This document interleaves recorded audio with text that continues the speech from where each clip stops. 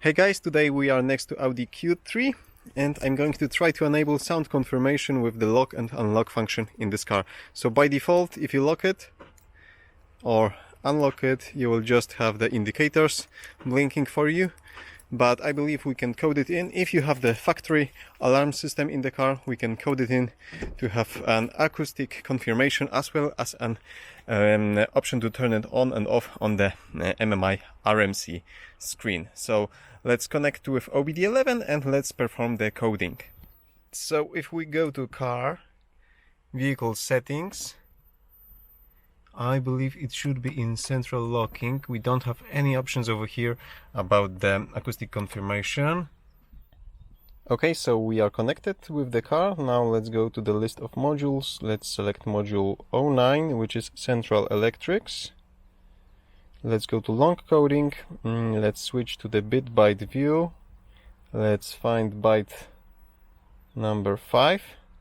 And over here we are going to enable bit number 1 and bit number 4 and disable bit number 2.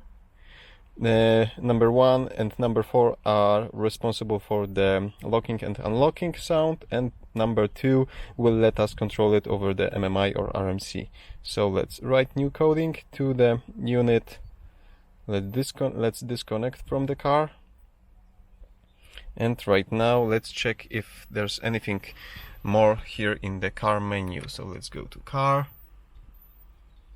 and let's go to vehicle settings, central locking, and we have third option, tone when locking. I'm not sure if you can see this. You can turn it off or on, so let's leave it on. And now let's check if that actually worked.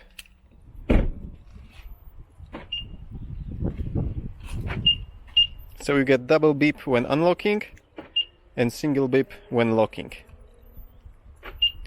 Okay, that's it. Thank you for watching. Give me a thumbs up if you liked this tutorial.